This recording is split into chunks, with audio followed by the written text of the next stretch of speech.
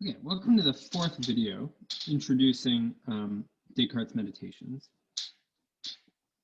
In this video, I want to talk about Descartes' negative aim in the meditations. And this is really going to be the topic of the first meditation. So the first meditation is going to be entirely negative.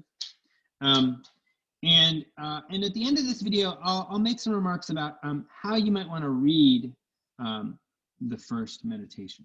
So Descartes' negative aim comes out in this letter to Father Marcin, another one of these intellectuals, a friend of Descartes. Descartes writes, "I will tell you between just ourselves, these 6 meditations contain all of the foundations of my physics. But please do not tell people, because that might make it harder for supporters of Aristotle to approve of them. I hope that readers will gradually get used to my principles and recognize their truth before they notice that they destroy the principles of Aristotle." Well, so first thing I want to point out here, foundation of my physics. So let me say a little bit about Descartes' background. So Descartes, when he was in his early 20s, so I think he was 22, he invents a whole new branch of mathematics. And this branch of mathematics is called analytic geometry.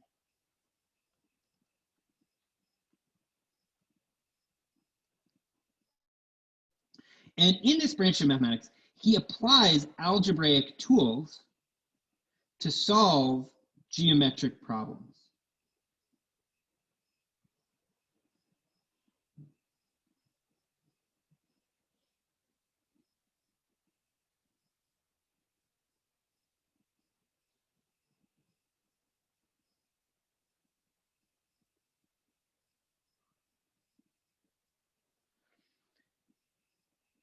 And one of the first things that he does with his new analytic geometry, this new powerful tool in mathematics, this new branch of mathematics that allows him to solve all sorts of geometrical problems that were thought to be unsolvable. I mean, it's sort of hard to overstate how much of an advance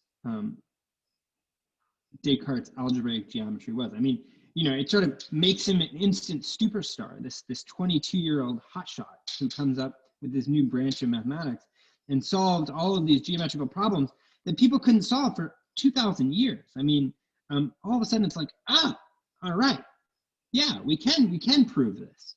And one of the first things he does is he takes this algebraic geometry and he applies it to physics. And in particular, he applies it to the new physics of Copernicus and Galileo and Kepler. And he works out a new conception of physics that's more refined, a new mathematical physics that's more refined than the physics that we found in Galileo or Copernicus or Kepler. And that's sort of like where he's getting his start, right? And that's why he ends up turning to metaphysics, because he wants to establish a foundation for this physics. So it's really through mathematics and then physics that Descartes gets his start, and then he turns to metaphysics. And what he's sort of confessing to in this passage this letter to Marcin is that what he aims to do is not just to argue for his own physics and his own philosophy. No, I mean, that wouldn't do at all if you need a sure foundation for a building. If you want to have knowledge of truth, there can't be 2 truths. There can only be one truth. And so what he's got to do, but he doesn't want people to notice that he's doing right away, is he needs to clear the ground so that he can lay his own foundation, metaphysics. And in order to do that, he's going to have to clear away the rubble. He's going to have to destroy the principles of Aristotle. So he's got to dynamite the old foundation before he can build his own foundation in order to establish the new house of knowledge, the new physics, and everything that follows from it.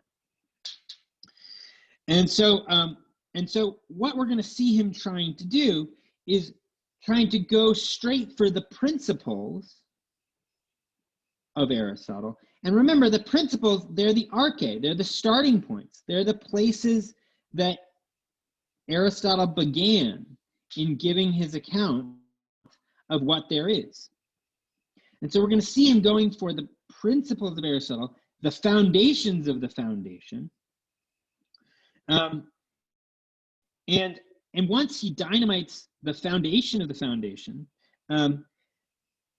he thinks the whole building will just collapse on its own, right? It'll all come tumbling down at once. And then he can clear away the rubble so that he can start to establish the metaphysics for the new science. But he doesn't want to know that readers, he doesn't want his readers to know right away that that's what he's doing, right? So he doesn't want to mention this in the meditations themselves. Why? Well, he's afraid that people are going to prejudge the meditations and not read them with an open mind if he declares his intentions. I mean, if he kind of like open the meditations and says, in this book, I'm going to show that Aristotle's principles are garbage, that they don't work, well, then all the Aristotelians would have their hackles up, you know, their armor would be raised, and they would prejudge that his system was wrong. And so what he wants to do is he wants to invite them to meditate with him and come to the meditations with an open mind. And that's why he calls his book Meditations on First Philosophy. He writes this in the second replies. So in the second replies, he says, I used meditation because I did not want to engage with anyone who wouldn't go along with me. He writes, this is why I wrote meditations and not disputations. Descartes doesn't want to be engaged in a kind of debate. Right? That's not what he's after. He doesn't want his readers to read the meditations as though they were entering into an argument or a fight. He thinks, just as it's said, in war, the first casualty is truth. The same is true in debate. He thinks the sides of the debate just take up their arms and put on their armor and stop listening to one another. And so truth dies. And so rather than being on the attack, he wants to invite the reader to reflect with him, to meditate with him, to think along together about some basic questions concerning human knowledge and the nature of reality, without sort of bringing in prior judgments, prejudices, right? Judgments that they'd made before they started really thinking about the questions in question. And so that's why he calls the meditations meditations.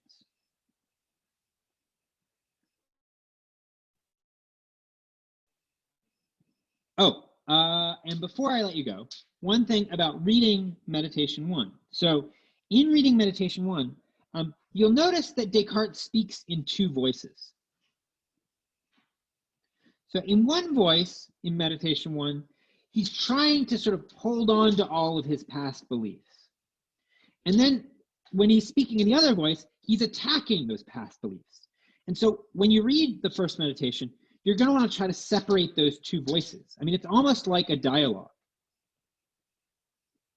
like Plato's dialogue, right? So like Plato's dialogue. So it's almost like a conversation between two characters. There's dogmatic Descartes, who's trying to hold on to his beliefs, and skeptical Descartes, who's trying to get rid of them. And when you read the Meditations, try to notice when he's speaking in one voice and when he's speaking in another. All right?